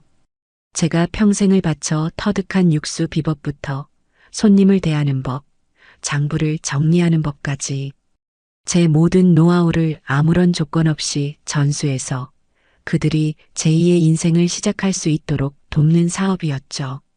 첫 번째 교육생은 남편의 사업 실패로 하루아침에 길거리에 나앉게 된 30살의 젊은 엄마였어요. 어린 딸의 손을 잡고 제 사무실을 찾아온 그녀는 눈물을 글썽이며 제게 말했죠. 회장님, 저 정말 아무것도 할 줄 아는 게 없어요. 식당에서 설거지 아르바이트도 해봤지만 아이 때문에 오래 할 수도 없고요. 정말 이대로 죽어야 하나 싶을 때 회장님 이야기를 들었어요. 제게도 기회를 주실 수 있을까요? 저는 그 젊은 엄마의 떨리는 손을 따뜻하게 잡아주었어요. 기회는 내가 주는 게 아니에요. 스스로 잡는 거지. 나랑 같이 한번 해봅시다. 내가 굶어 죽지는 않게 해줄 테니 대신 죽을 각오로 한번 배워봐요. 그렇게 제 새로운 사업이 시작되었어요. 언론에서는 제 이야기를 대서특필했고 사람들은 저를 복수의 눈이 먼 매정한 엄마가 아니라 자신의 성공을 사회에 환원할 줄 아는 진정한 기업가라고 불러주었죠. 전국 각지에서 저를 돕고 싶다는 후원의 손길이 답지했고 저는 제 이름을 건 작은 재단을 설립하기에 이르렀습니다. 그들이 제 인생에서 사라지고 난 뒤 제게는 비로소 평화가 찾아왔어요. 하지만 그들이 마주한 현실은 지옥 그 자체였겠죠. 이혼 후 지영이는 당장의 생활비를 벌기 위해 작은 식당의 주방 보조로 취직했다고 해요. 평생 고무장갑 한 번 제대로 껴본 적 없던 곱디고 온 손으로 뜨거운 김이 뿜어져 나오는 주방에서 하루 종일 그릇을 닦고 역한 냄새가 나는 음식물 쓰레기를 치우는 신세가 된 거죠. 자기가 그토록 경멸하고 무시했던 바로 그 삶을 이제는 스스로 살아가야만 하는 처지가 된 거예요. 태호는 모든 것을 잃고 난 뒤 연고도 없는 지방의 작은 원룸으로 거처를 옮겼다고 들었어요. 번듯한 대기업 과장이었던 그는 이제 낮에는 먼지 날리는 건설 현장에서 무거운 자재를 나르고 해가 지면 오토바이를 타고 음식을 배달하며 하루하루를 위태롭게 살아간다는 소식을 최 변호사를 통해 전해 들었죠. 그들은 이제야 비로소 땀 흘려버는 돈만원 한 장이 얼마나 무겁고 귀한 것인지를 온몸으로 배우고 있을 테고요. 그것이 제가 그들에게 가르쳐주고 싶었던 가장 혹독하고도 절실한 가르침이었어요. 저는 그들이 그렇게 각자의 죗값을 치르며 조용히 잊혀갈 거라고 생각했어요. 하지만 제가 한 가지 간과한 게 있었죠. 궁지에 몰린 뱀은 마지막 발악으로 어떻게든 상대를 물어뜯으려 한다는 사실을요. 그리고 그 뱀의 독은 제가 생각했던 것보다 훨씬 더 지독했습니다. 사건의 시작은 한 온라인 동영상 플랫폼에서였어요. 어느 날 자극적인 이슈들만 골라 다루는 것으로 유명한 한 채널에 영상 하나가 올라왔죠. 제목 한 국밥집 할머니의 두 얼굴 재벌 회장 시어머니의 며느리 인권 유린 실태 고발. 영상은 모자이크 처리된 한 젊은 여성의 흐느낌으로 시작되었어요. 누가 봐도 지영이었죠. 지영이는 눈물로 얼굴을 범벅한 채 자신이 얼마나 억울하고 비참한 일을 당했는지를 토해냈습니다. 저는 그냥 평범한 며느리였어요. 시어머니 가게 일을 돕는 게 당연하다고 생각했죠. 그런데 어머니는 저를 처음부터 탐탁지 않게 여기셨어요. 영상 속에서 지영이는 모든 사실을 교묘하게 비틀고 왜곡했어요. 가게에서 돈이 빈 것은 자신이 훔친 것이 아니라 평소 용돈을 제대로 주지 않던 시어머니에게 생활비가 부족해 잠시 빌렸던 것뿐이라고 주장했죠. 태호가 제 뺨을 때린 사건은 제가 먼저 지영이의 머리채를 잡고 흔들며 모욕적인 말을 퍼부었기 때문에 아들이 흥분해서 저를 말리다가 실수로 일어난 일이라고 거짓말을 했어요. 어머니는 그 작은 실수 하나를 빌미로 저희 부부의 모든 것을 빼앗아 가셨어요. 저희가 살던 집, 남편의 직장, 저희의 명예까지 전부 다요. 저희는 하루아침에 길거리로 나앉게 됐어요. 단지 그분이 가진 돈과 권력이 저희보다 훨씬 더 강하다는 이유만으로요. 영상은 제가 그동안 이룩한 기업의 성공 신화를 보여주며 저를 피도 눈물도 없는 냉혹한 재벌 회장으로 포장했어요. 그리고 지영이를 그 거대한 권력에 의해 모든 것을 잃고 짓밟힌 사회적 약자이자 피해자로 둔갑시켰죠. 영상은 순식간에 수백만 조회수를 기록하며 인터넷을 뜨겁게 달구었습니다. 사람들의 반응은 폭발적이었어요. 와, 진짜 소름 돋는다. 국밥으로 성공한 서민 할머니인 척하더니 뒤로는 저런 짓을 하고 다녔네. 며느리가 돈 몇 푼 썼다고 아들 인생까지 망쳐놓는 게 정상적인 시어머니냐? 저 기업 제품 불매운동해야 하는 거 아니에요? 저런 비윤리적인 기업은 망해야지. 여론은 순식간에 저에게 등을 돌렸습니다. 제가 심혈을 기울여 시작한 창업지원재단은 이미지 세탁용쇼라는 비난에 휩싸였고 회사 홈페이지와 제 개인 SNS에는 입에 담을 수 없는 악성 댓글들이 쉴 새 없이 쏟아졌죠. 심지어 가게 앞까지 찾아와 욕설을 퍼붓고 오물을 투척하는 사람들까지 생겨났습니다. 최 변호사와 김 이사는 당장이라도 허위사실 유포로 지영이를 고소하고 언론에 공식적인 반박 자료를 내야 한다며 길길이 날뛰었어요. 회장님, 이대로 보고만 계실 겁니까? 저 여자의 거짓말 때문에 평생 쌓아 올리신 명예가 하루아침에 땅에 떨어지고 있습니다. 당장 법적으로 대응해야 합니다. 저런 악의적인 영상은 지금 바로 삭제 조치를 요청하고 관련자들을 전부 법정에 세워야 합니다. 하지만 저는 이상할 정도로 침착했어요. 오히려 고개를 저으며 그들을 말렸죠. 아니, 지금은 가만히 있어. 저건 지영이 혼자 꾸민 일이 아닐 거야. 그리고 저 아이가 저렇게까지 나오는 데는 분명 다른 이유가 있을 테지.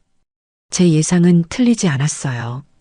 며칠 뒤 최 변호사에게서 태호의 소식이 들려왔습니다. 막노동과 배달 일을 전전하며 피폐한 삶을 살던 태호가 지영이의 연락을 받고 다시 그녀와 합쳤다는 거였죠. 지영이는 태호에게 이렇게 속삭였다고 해요. 태호 씨, 우리가 이렇게 무너질 수는 없잖아. 지금 여론은 전부 우리 편이야. 사람들은 우리가 약자라고 생각하고 있어. 이 기회를 잘 이용하면 우리는 모든 것을 되찾을 수 있어.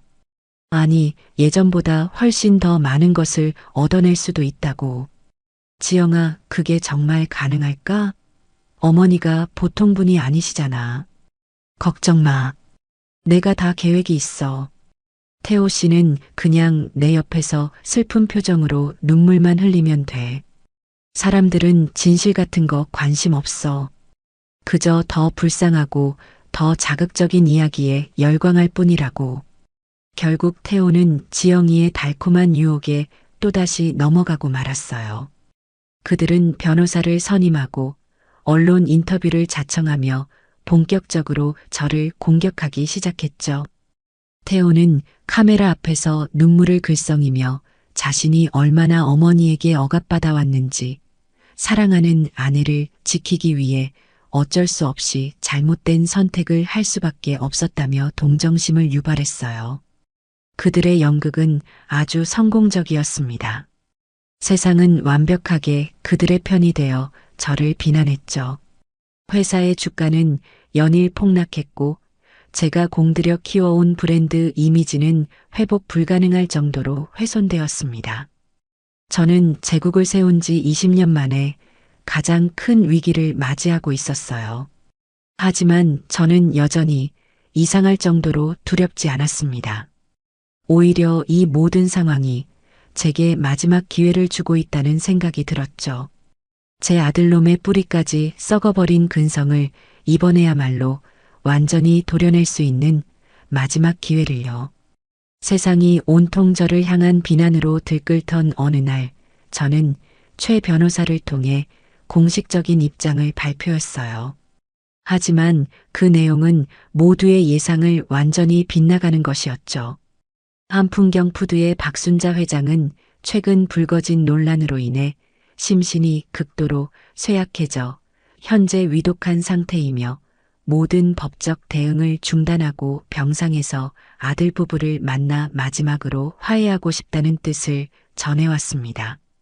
이 발표가 나가자마자 여론은 또 한 번 요동쳤어요.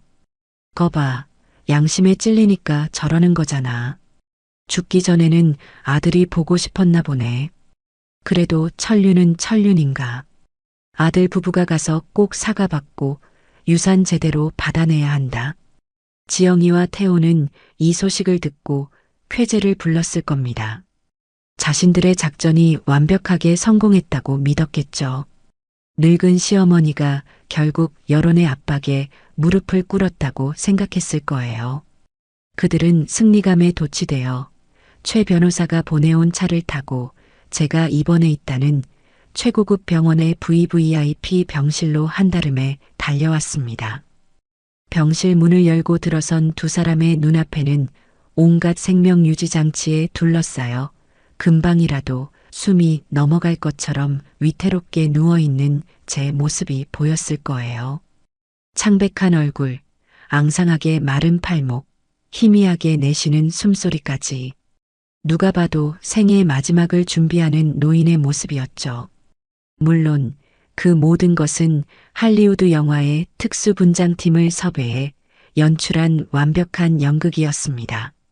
어머니, 태호가 잠시 머뭇거리며 저를 불렀어요. 지영이는 옆에서 그의 팔을 쿡 찌르며 눈짓을 보냈죠. 어서 슬픈 척 연기하라는 신호였을 겁니다. 태호는 그제야 제 침대 곁으로 다가와 무릎을 꿇고 눈물을 쥐어짰어요. 어머니, 제가 잘못했어요. 제가 죽일 놈이에요. 제발 일어나세요, 네. 저는 힘겹게 눈을 뜨고 가쁜 숨을 몰아쉬며 그들을 바라보았어요. 그리고는 곁에 서 있던 최 변호사에게 손짓했죠. 최 변호사, 내가 전에 말했던 유언장 가져왔나? 네, 회장님. 여기 있습니다. 최 변호사는 미리 준비해둔 서류 봉투를 꺼내 태호에게 건넸습니다. 그걸 열어보거라. 태호와 지영이는 서로의 얼굴을 쳐다보며 마른 침을 삼켰어요.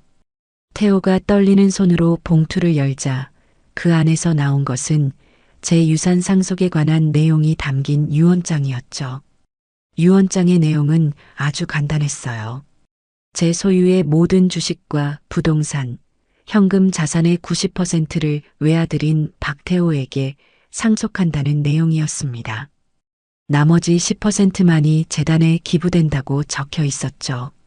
그 내용을 확인한 두 사람의 눈이 탐욕으로 번쩍이는 것을 저는 희미하게 뜬 눈으로 똑똑히 지켜보았습니다.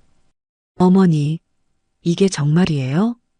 그래, 내가 평생 모은 것들이다. 어차피 내가 죽으면 다 네 놈 것이 될 텐데. 이렇게 싸우는 게 무슨 의미가 있겠니? 이제 다 부질없다. 저는 다시 한번 거친 기침을 하며 말을 이었어요. 대신 조건이 하나 있다. 두 사람의 얼굴이 순간 굳어졌어요. 무슨 조건이요? 내가 이 세상을 떠날 때까지만이라도 니들이 내 곁을 좀 지켜다오. 태호, 너는 다른 일 다 그만두고 여기서 24시간 내내 나를 간병해라. 네 손으로 직접 나를 돌봐달란 말이다. 그리고 지영이, 너는 그동안 세상에 떠들었던 모든 거짓말들을 바로잡아야 한다. 네가 찾아갔던 그 방송국에 다시 찾아가서 모든 게 네가 꾸며낸 거짓말이었고 사실은 내가 피해자였다고 눈물로 대국민 사과를 하거라. 그리고 그 증거로 내가 눈 감는 날까지 우리 회사 본사 1층에 있는 구내식당에 내려가서 매일같이 설거지 봉사를 하렴. 네가 진심으로 뉘우치고 있다는 걸 세상 사람들이 다 알 수 있도록 말이다. 제 말이 끝나자마자 두 사람의 표정이 아주 미묘하게 하지만 분명하게 일그러졌어요. 그토록 원하던 막대한 유산을 눈앞에 두었지만 그 조건이 자신들의 생각과는 전혀 달랐기 때문이겠죠. 지영이가 먼저 조심스럽게 입을 열었어요. 어머니, 물론 어머니를 돌봐드리는 건 당연히 저희가 해야 할 일이죠. 그런데 굳이 태호 씨가 직접 할 필요가 있을까요? 상속받을 돈으로 국내 최고의 간병인 팀을 고용해서 밤낮으로 어머님을 돌보게 하는 게 훨씬 더 효율적이지 않을까요? 태호 씨는 어머님이 물려주실 그 큰 회사를 경영할 준비를 해야 하잖아요. 옆에 있던 태호도 거들었어요. 맞아요, 어머니.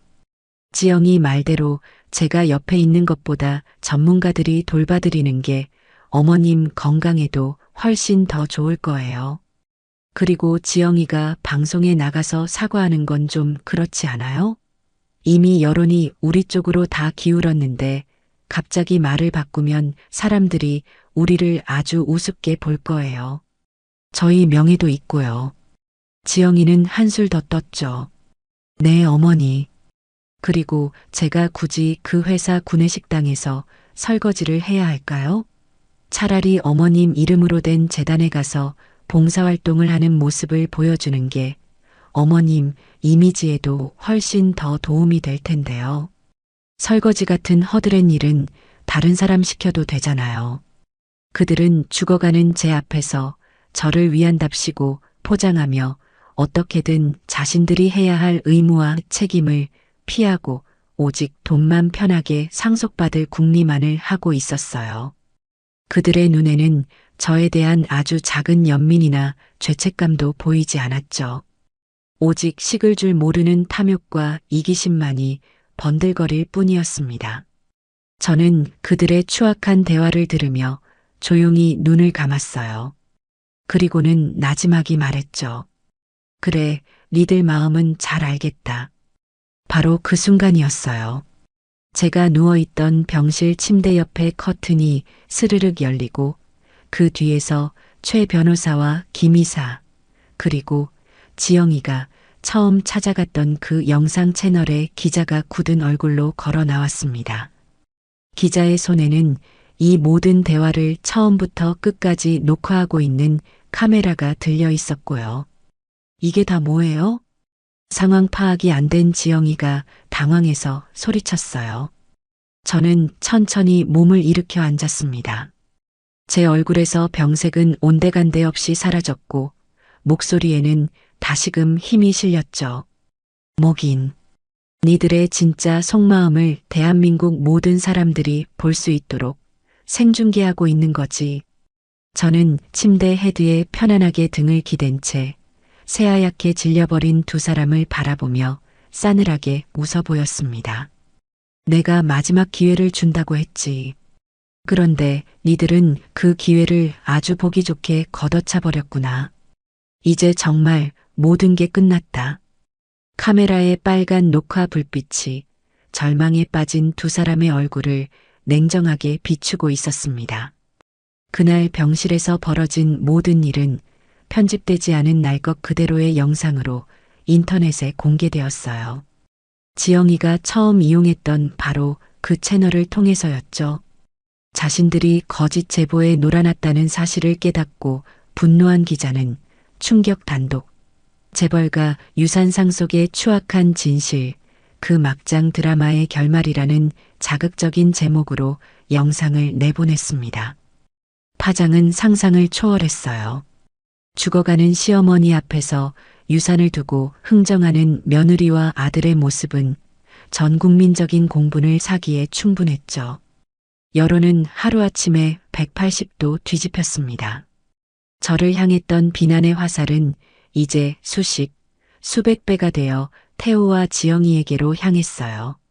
와, 진짜 인간 말종들이네. 연기하는 거 소름 돋는다. 저런 것들은 사회에서 완전히 매장시켜야 한다. 박순자 회장님, 지금까지 얼마나 힘드셨을까? 응원합니다.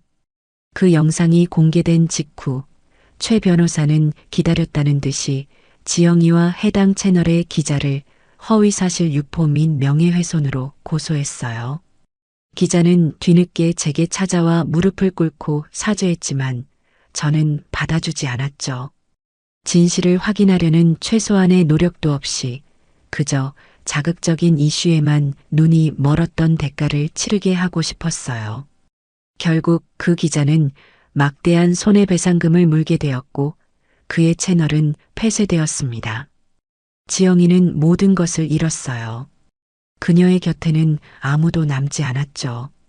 친정 부모님마저 그녀에게 등을 돌렸고 그녀는 결국 사기와 명예훼손 혐의로 법정에 서게 되었습니다. 재판 결과 그녀에게는 실형이 선고되었어요. 그녀는 교도소로 향하는 마지막 순간까지도 모든 것이 태호 탓이라며 악을 썼다고 해요. 태호는 그날 이후로 완전히 무너져 내렸습니다. 돈도 명예도 가족도 모두 잃었지만 그를 가장 고통스럽게 한 것은 아마도 자기 자신의 추악한 민낯을 온 세상 앞에 드러내 보였다는 수치심이었을 겁니다. 그는 아무에게도 아무런 말도 없이 어느 날 밤 연기처럼 사라져 버렸어요. 그가 어디로 갔는지 무엇을 하며 사는지는 아무도 알지 못했죠. 그렇게 제 인생을 뒤흔들었던 거대한 폭풍이 지나가고 제게는 다시 고요한 일상이 찾아왔어요. 회사의 주가는 다시 안정을 되찾았고 저를 응원하는 사람들의 따뜻한 격려 속에서 재단 사업은 날개를 달았죠. 저는 다시 예전처럼 제 이름을 내세우기보다는 시장 골목의 작은 교육센터에서 새로운 삶을 꿈꾸는 여성들과 함께 땀 흘리며 하루를 보냈습니다. 그러던 어느 봄날이었어요. 센터 앞에서 쓸고 닦고 정리를 하고 있는데 제 눈에 익숙한 뒷모습 하나가 들어왔어요. 허름한 작업복 차림으로 길 건너편에서 묵묵히 거리 청소를 하고 있는 한 남자. 수척해지기는 했지만 그가 태호라는 것을 한눈에 알아볼 수 있었죠. 그는 더 이상 번쩍이는 외제차를 몰던 대기업 과장이 아니었어요.